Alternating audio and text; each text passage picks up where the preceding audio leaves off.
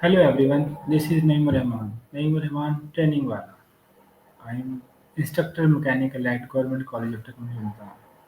Today we will talk to Annie about the science behind happiness.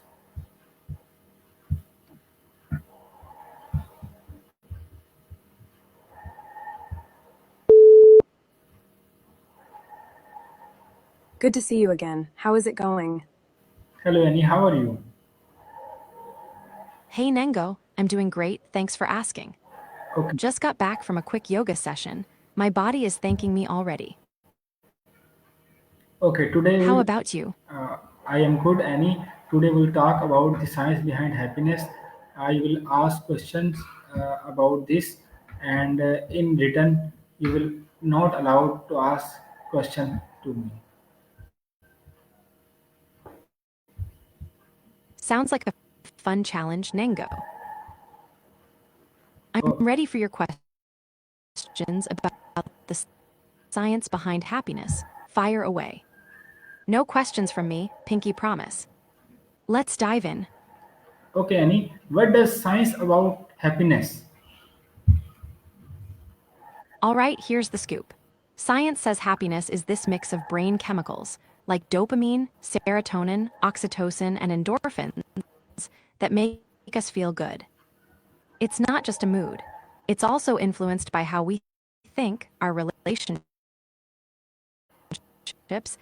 and even how we handle stress. Cool, right? Okay, Annie. How researchers define it? Researchers often define happiness as a combination of two things: hedonic well-being, which is about feeling pleasure and avoiding pain, and eudaimonic well-being, which is about living a meaningful life and fulfilling your potential. So, it's not just about smiling all the time. It's also about feeling like your life has purpose. Pretty deep for a happy feeling, huh? Okay, is happiness the same as pleasure or satisfaction, or are these different things? Great question. Happiness, pleasure, and satisfaction are related, but not exactly the same. Pleasure is more about short-term, sensory enjoyment, like eating your favorite ice cream. Satisfaction is a bit deeper, like feeling content with how things are going in your life.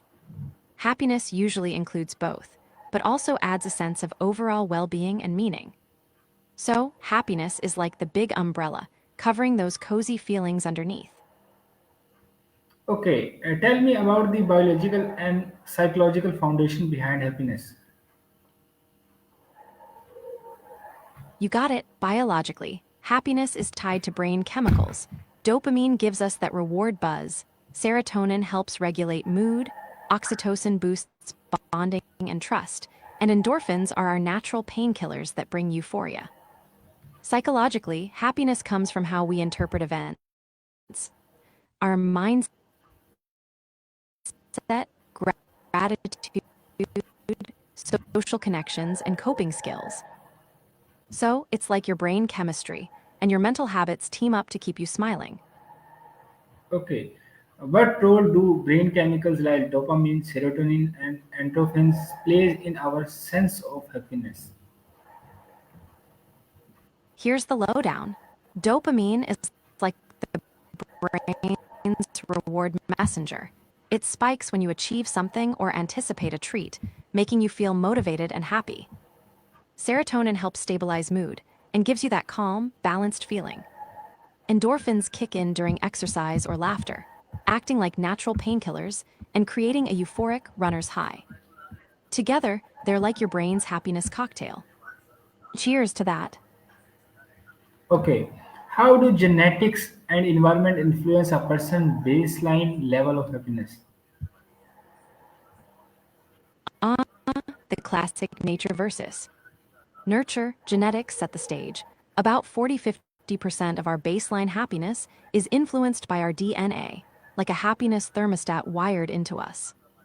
The environment, things like relationships, work, and life events, shapes the rest. So even if your happiness thermostat is set a bit low, good vibes and positive habits can crank it up. It's like having a garden. Your genes are the soil, but your environment is how you water and tend it. Okay. Can our daily habits actually review?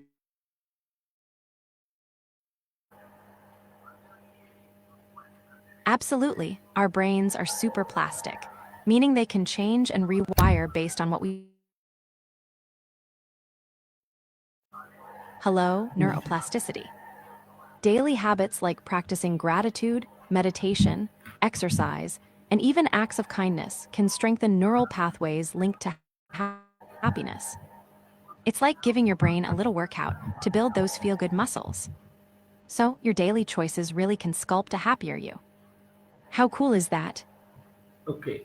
Uh, Habits and mindsets depend on happiness or not. Interesting twist. Habits and mindsets don't just depend on happiness, they actually have a two-way relationship with it. Positive habits and a growth mindset can boost happiness, while being happy makes it easier to build good habits and stay optimistic. It's like a happy little feedback loop, kind of like when dance music drops and suddenly everyone's smiling and moving.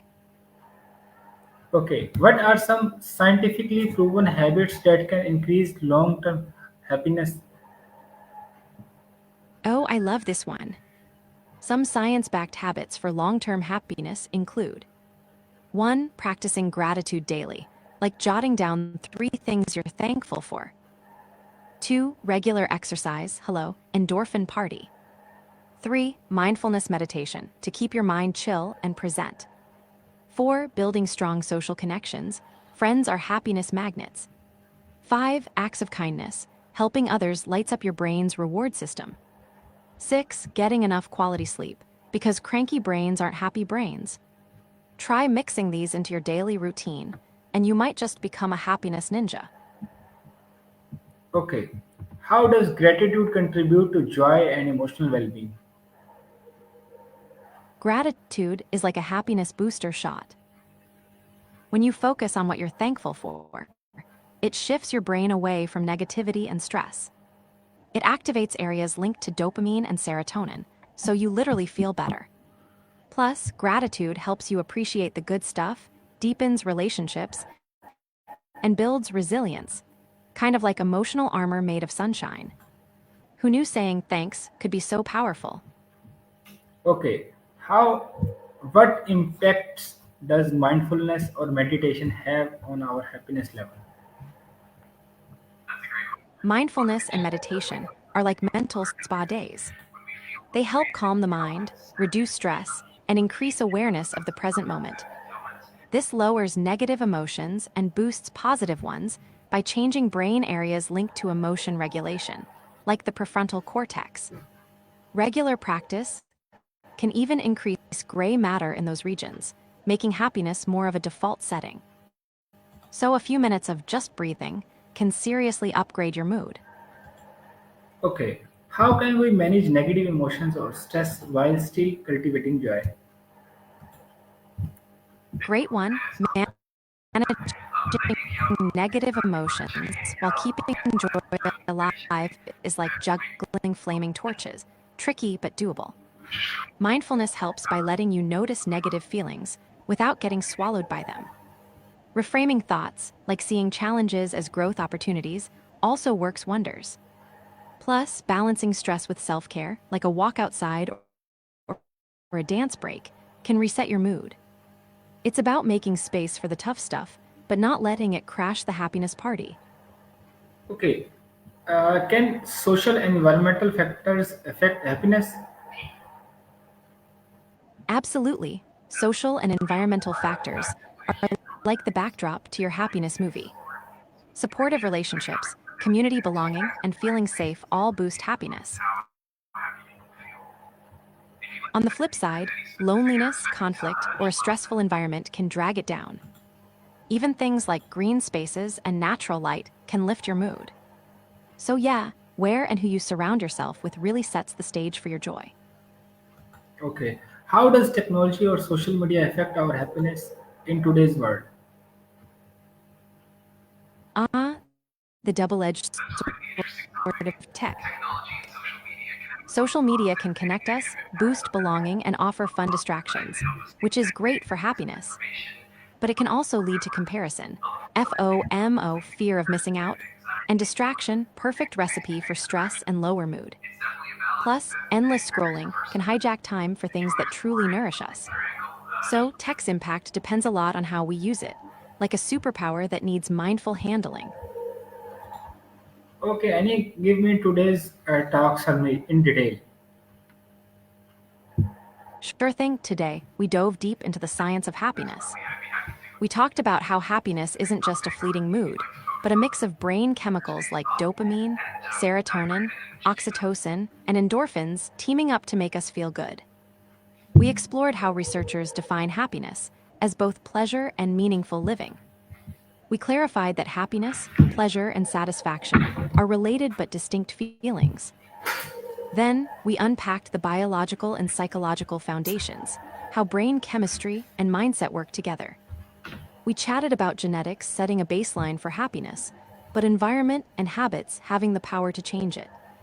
Speaking of habits, we highlighted that daily practices like gratitude, exercise, mindfulness, kindness, and quality sleep can literally rewire the brain for more happiness. We also touched on how gratitude shifts focus from negativity. Mindfulness calms the mind and boosts emotional regulation. And managing negative emotions involves awareness and self-care without shutting down joy. Social and environmental factors play a huge role too. Supportive relationships and nature help, while loneliness and stress hurt. Finally, we discussed technology's mixed impact, connection versus distraction, and how mindful use is key. Phew, that's a happiness-packed session, if I ever saw one. Ready to put some of these into practice? Okay, Annie, thank you. Goodbye. The role of attention in our future